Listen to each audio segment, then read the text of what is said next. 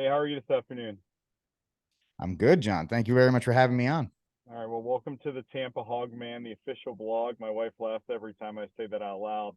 I invited you on today. I think you're going to offer a different perspective than what we usually provide solely about hog hunting and all things hog, as I always say. So first and foremost, can you tell our crowd about who you are and what you do? Well, first of all, once again, thank you for having me on. My name is Rick Barrett. I go by The Armed Catholic, and my organization is the first and only organization that is a gun advocacy and training organization. Of course, also called The Armed Catholic, that specializes in teaching church security, counting mass shooting threats, basic firearm introduction, and it's all wrapped in a foundation of Catholic teaching. Because the tagline is because the two are compatible. Because there's a thought or there is an idea in the zeitgeist or within Catholic circles, popular Catholic circles, that you cannot be a gun owner and a good Catholic. And I am out to at least try to prove that wrong the best I can. Understood. I think you're based in Texas. Is that right? That is correct. About right outside of Austin. Okay. Um, so I would imagine Texas probably politically a lot like us in Florida, right? It is, as long as you stay outside of the cities. It's very gun heavy and very based in the right of the individual and to be kept left alone and so forth. All the same things. I mean, Florida's a little bit better in some aspects. Texas might be a little better in others, but generally we're pretty much along the same track. About the same crowd. I understand that. So, um, your website. Can you give us your website real quick if we want to go there? Very easy. Thearmedcatholic.com. All right. And what resources do you offer on there? So at thearmedcatholic.com, we offer, when I say we, it's just me. I offer classes in everything from church security fundamentals to defensive encounters and the aftermath, all kinds of things. I'm a USCCA, United States Concealed Carry or Association certified firearms instructor. So all of their courses outside the church security fundamentals, one I built myself, but the rest of them have their basis in USCCA teaching. So there is a solid bit of education behind all the courses that I teach. There's also individual coaching that I offer because there's a lot of people that are afraid to go to gun ranges. They're afraid to go into gun stores. And I had this. I'm originally from Rhode Island. I moved to Texas in 2007. When I got into guns, I found that it was very intimidating. A lot of old timers, a lot of boomers, if you want to call them that, a lot of FUDs, if you know what that is in the gun community, would be if you ask a simple question like, oh, where's the safety on this? They'd be like, you don't need no. They would just condescend to you and make you feel stupid for asking those questions. I don't believe in that. So I offer individual coaching. Whether you're somebody who served or you shot when you were a kid and you're getting back into it, and you're just trying to refresh, or if you've never stepped into a gun range and you just want every question answered, no matter how dumb it is, however dumb you think it is. It's not dumb to me because I've heard them all. And if you look on the website, you can do a half hour or an hour with me online, and I can sit down and I can answer every question, everything from what is a grip, what is a magazine, how do you load it, all of that stuff in the safety of your home. So that way, when you go, you will be more confident. And if you're more confident, you'll be more effective and you'll actually enjoy the whole sport and the whole discipline that is shooting. Well, so I guess that kind of brings me to my next question. If you were talking to somebody that had never bought a gun before and just kind of in light of where we are in 2024, what three things would you tell them about buying their first firearm? So the first thing I would say is you need to find a range that rents handguns or rifles, rents firearms for you to test. The reason I say that is when you buy, and people who have never done this don't know, if you go through the 4473 process, you purchase a firearm, you get approved. If you don't like that gun, you can't return it. Once it's yours, it's yours.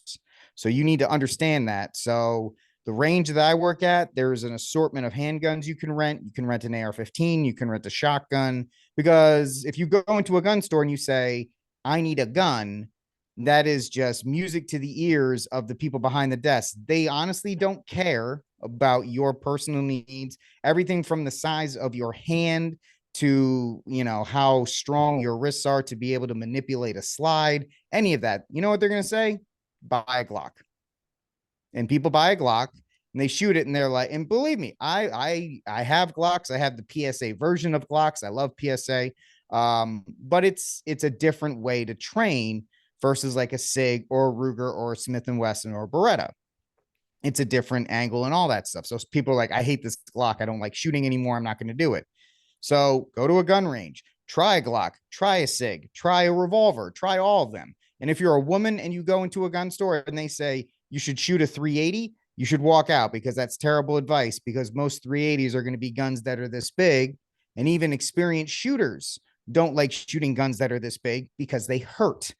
If you are a brand new shooter, you need the biggest gun possible to train on, because the bigger the gun, the more recoil absorption it'll have. Even if it's a 45 or a 9mm, it's going to be more pleasant to shoot. And the thing is, I don't want you to get turned off on shooting because you shot a little Ruger LCP2 and it hurt your hand and you said, I don't want to do this anymore. Or some boomer said, shoot this 357 because ladies don't know how to shoot, so shoot this revolver, and you shoot a 357 and you're like, I almost broke my hand. I'm not doing this anymore. There are tons of great guns out there. There's the Smith and Wesson EZ. There's the Ruger Security 380 that are light racks that are easier to fire, which is why, you want to go and test a bunch of different ones. Maybe a 380 and a little bit bigger size is good for you. Maybe you can handle a 9. Maybe you like a 45 because it's big and heavy and you can just, push that thing into the target. That's the first thing I would recommend. Second thing I would recommend is actually finding a gun range with instructors that are some kind of certification, USCCA, NRA, something, not just I've been shooting for 20 years or I'm ex-military. No, find one that actually has some kind of reputation behind it. Sign up for a one-on-one. I do this pretty much for a while. I was doing 2 or 3 a week, where men, women, they come in, they haven't shot in a while or they've never shot before. I do 30 minutes, hour up to an hour and a half. I'll go through everything from stance and all that stuff, and we'll go on the range and I'll teach them how to shoot. And they come back, and if they ever have questions, I'll go back out there and I'll help them with their sight adjustment and their feet and all this other stuff, because shooting is a whole body experience. Everybody thinks you just line up the sights and go, but it's everything from your feet to your knees to your hips. All of it needs to work together. So that's the second thing I would say, is find a good range with good instructors that will, that are there to make sure that you understand the fundamentals and are not just there to fill the time up. It's like if you try to learn golf, there's a difference between a good golf pro, and Chubbs from Happy Gilmore, who's just sitting there saying it's all in the hips while he's reading a magazine. He's not paying attention to you. There is a big difference. Yeah, yeah, great ball, good shot. So that's the second thing. And the third thing is, when you find something that you like, don't listen to anybody else. The gun community is infamous for being as bad as the middle school lunchroom. The SIG people like SIGs, the Glock people like Glocks, the 911 people like 911s, and they can't be talked about otherwise. And if you have a gun that they've never heard of, or if you have a gun that, that's a stupid gun, blah, blah, blah. I don't care. If you can run that gun, if you can put that gun on target, and if you can manage the recoil, if you can manipulate it, if you can clean it, if you can do all that stuff, that's what I care about. I don't care if your gun is, people think it's the ugliest thing in the world. If you can run it and you can defend yourself with it, that's all I care about. So don't listen to anybody when they tell you that gun's stupid, you need this one, because that's just foolishness. I understand. So it sounds like for you, the biggest things you would tell somebody is find something they're comfortable with. Once they do it, that's what they should keep. Kind of, is that your overarching theme, I guess? You got to run it. You got to run what you like, because I'd rather you run something you like and are comfortable with, because you're going to train more with it. And that's all shooting is. It's training. It's repetition. It's a perishable skill. You need to continue to do it, whether it's dry fire or range time. Find something. I mean, that's a pretty good way to summarize it up. Find something you like and just run it, and make sure that you can find good like holsters for it and other equipment for it. So that way you can use it wherever you need to. I understand. I was laughing when you were talking. I have a Ruger 380 that I absolutely hate. I've Oh, fired it I like have 10 two. times. I I have two hate of it. them that I hate. Yeah. So No offense to Ruger. I love their Spar, but I don't like their 380.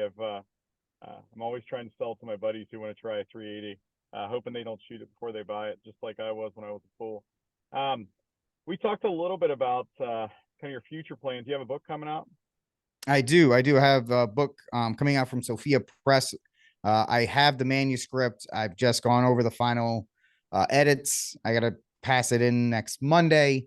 At the time of this recording, they're looking at a late August release. It's The Armed Catholic, a guide to fire to self-defense and Catholic teachings, where I show that Catholic men and women do have not only a right, but in the words of St. Pope John Paul II, a grave duty to defend yourself and to use force when necessary. This is not a John Wick scenario where if somebody kills your dog, you kill 400 people. No, this is listen, and it's very interesting. English common law, and I talk about this in the book, English common law mirrors very much what Catholic self-defense teachings were.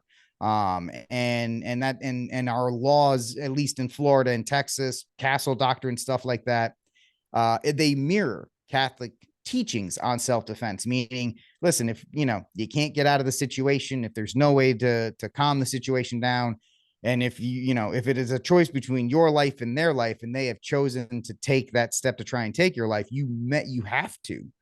It's almost that for men, it's a teaching. You have to defend your kids. You have to defend your wife, right? You can't let them be harmed. It's one of the many duties as a man is to protect, and provide. It's not just a phrase; it's a way of life, and that includes using force to do so. And so that's one of the things. The big thing is that we have bishops and we have priests and even the Holy Father at some point. And I go into the book how people were. He talks about trafficking of arms. And people are like, well, that just means all guns. It's like, no, trafficking of arms is actual like smuggling. Anyway, but they misconstrue Not his words to not use going down to against your us. gun store to get a 4473 and have a background and all that. Yeah, you're not smuggling a firearm if you're going through the entire background check process. Right. Um, Well, so you said August 2024. That's when the book's coming out. yes, sir. All right. And can we have you back on and ask you some questions about that and debate with you at that point? I'm always happy when people ask me to be on their show because it still shocks me to this day. So if you'd like me to come back on, I'm always happy to come on. Well, as long as Zoom and the fine folks at Vimeo will continue to allow it. Kind of last questions. You talked about a whole bunch of guns. What's your favorite gun of all time? Oh, that's a good question. Yeah. So are you talking about like favorite gun or gun I own? Gun. Well, let's do it both. First, favorite gun of all time. Second one, the gun you own. Your favorite gun that you have Okay. in the It house. may be a cliche answer, but I'm a sucker for a Thompson submachine gun. I guess when I Yeah, was a little kid, I saw the movie Dick Tracy and I fell in love with the Thompson submachine gun. And it's been that way ever since. that's Um, fantastic. my favorite gun, I'll even break it down even more. I'll go long gun is my Beretta 1301 that I'm actually looking at right now. It's a semi-automatic shotgun made by Beretta. It's a fantastic gun. I love it. It's beautiful. And my favorite gun is the gun that I'm actually concealed carrying right now, which is the Palmetto State Micro Dagger, which is their clone of the Glock 43X. Except and I've run it. It's more inexpensive. The unlike the Glock, you can direct mount your optics, and it comes from the factory with 15 rounds instead of 10. They dude, the folks at PSA are doing a lot of exciting things. Oh, They they are. And I'm not trying to use this as a sacrilege way, but they're doing the Lord's work, trying to well, arm as they're many people as possible. well, and they're number one. I think politically they're fighting the good fight. I see a lot of their work at the Supreme Court, which I appreciate, especially when other gun agencies and gun advocacy groups that won't be named were taking our money and spending it on things that were not worthwhile causes. Meanwhile, PSA is out there spending their profits to protect our rights. Um, so always a shout out to PSA. Every time I go on their Always, man. website, it's like seeing like seeing an old friend. And whenever they're Yep. marketing reps telling something, I'm always like, tell me more, please. I want to listen. And they're making ammo now. Yep. They're And doing everything. they have the best marketing team in America too. They Um, do. last question. As you know, we also talk about hog hunting on here and the donations we make to Thorn Ministries here in Tampa. If you could hunt any wild animal, what would it be? Oh, wild pigs, wild boar. That's you're catering to your audience. So you're always welcome to hunt our boar here in Florida. I know in Texas you guys have more than us, but Let me interrupt. Are you of the same way where the farmers are like, if you're driving out in the middle of nowhere, if you're driving by a farm and you see them, you can get out of the car and start shooting them? Because here in so Texas, they're like, if you see them on our farm, kill them there immediately. there was So I'm in the 13th Judicial Circuit, which is in Hillsborough County, which is Tampa, and there was an unnamed judge who's no longer a judge anymore, but still with us, obviously. And he had contracts with all the farmers in eastern Hillsborough County and about 3 different strawberry farmers, and he was their pig exterminator. So when my son wanted to start shooting pigs, I reached out to him, and it was like asking, I don't know, a baseball player about baseball. I mean, he went on for days. I was getting texts for about 3 days about different things to get and where to go and don't do this. These are the kind of boots you needed. And finally, I said, how many pigs have you killed? And he's like, I stopped keeping track. So they're all over the place here. We don't have as much farmland, I think, as you guys do. Hillsborough County's getting overgrown for good, bad, or indifferent. But I always tell people, they're out there. They reproduce faster than anything else we have. They're not native to either one of our states. And the an meat that we invasive harvest, species. and the meat that we harvest feeds a lot of people in Tampa. So I'm always happy to throw that shout out. I appreciate you. Can you say your website for us one last time? And you got to renew your promise. I won't ask for it under oath, but you're going to come back out once the book is out, right? Absolutely. It's thearmedcatholic.com. And anytime you ask John, I will be here. All right. And I'm going to throw you on the website, and I'll throw your books on there too. That way our folks can get them. Okay. All right. Thank you so much Thank for you. having me.